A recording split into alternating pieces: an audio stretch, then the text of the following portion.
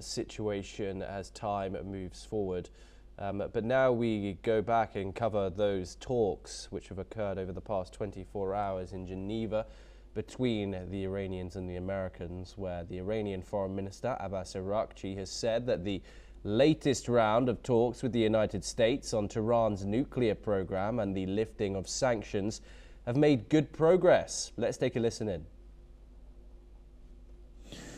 و خیلی جدی وارد عناصر یک توافق شدیم، هم در حوزه هسته‌ای و هم در حوزه تحریم‌ها. قرار ما بر این شد که تیم‌های فنی از دوشنبه در وین کار بررسی‌های فنی رو شروع بکنن در آژانس بین‌المللی انرژی اتمی و با کمک به اصطلاح کارشناسان اون سازمان که ما Meanwhile, according to reports, US envoys Jared Kushner and Steve Witkoff are disappointed after what they heard from the Iranian side during the talks. The Omani Foreign Minister Badr Abdulsaidi has said in a post on X that there has been significant progress in the talks. He has also stated that discussions on a technical level will take place next week in Vienna, according to those reports. The Omani Foreign Minister also scheduled to meet with US President J.D. Vance. Matthew Vadum joins us once again to discuss this. We are, of course, getting different signals from both of the sides. Some positive words coming from the Iranians, but however, Witkoff and Kushner seem to be a bit more disappointed. But a fourth round of talks scheduled. That is surely a positive sign. What are your thoughts, Matthew? Yeah, I guess it's a positive sign that they may reach some kind of a deal. I don't know what kind of a deal they could possibly reach. There's a massive United States armada floating in the waters, surrounding Iran, and the United States wouldn't have sent all those troops and sailors and Marines and so on there if it wasn't seriously considering using them. The main sticking points in the talks between the two sides are Iran's desire to keep enriching uranium so they can develop a nuclear weapons program.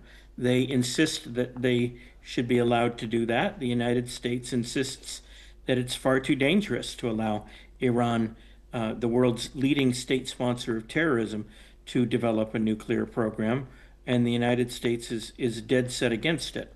How they can reach what kind of a deal they could reach when the two sides are far apart on such a fundamental issue remains to be seen. The Iran made a deal with then President Barack Obama some years ago, but they didn't stick to it, and they cheated and they evaded inspections, and it's hard to know what they would do this time. I don't think if President Trump agreed to some sort of a deal, where the Iranians had to allow inspections of their nuclear weapons-related facilities, I think that Trump would be less inclined to allow the Iranians to get away with cheating. So, but this is all just talk at this point. I'm quite cynical, quite pessimistic about the prospects of them actually reaching a deal.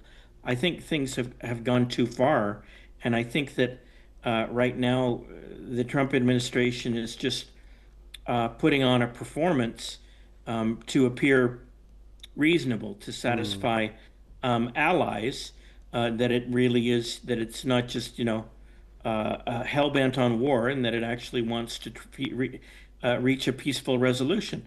Peaceful resolution is possible, but it seems unlikely given the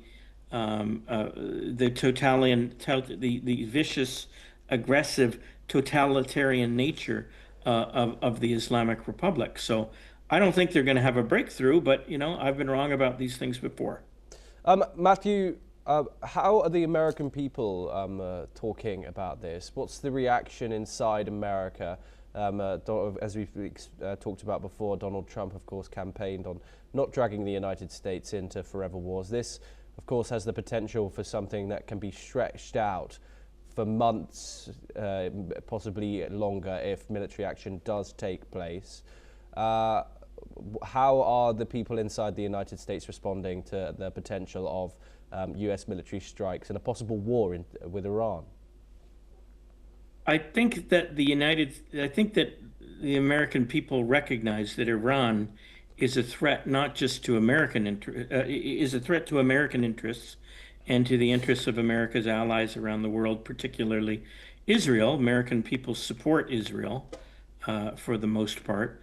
I think that the American people are supportive of the idea of regime change in Tehran, but they want it to be done with a minimum of American blood and treasure being spilt. Americans are very, traditionally are very wary of so-called boots on the ground, of sending actual troops in to do fighting. So, because they don't like seeing body bags, containing dead American soldiers and sailors and Marines and what have you, on TV. They find that, very depressing, fills them with anguish. If this can be done with a minimal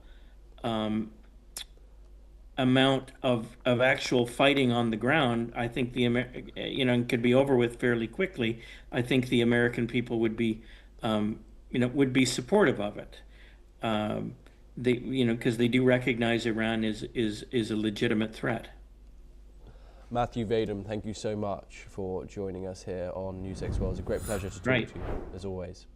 We now turn over to the Korean Peninsula, and we're in the south.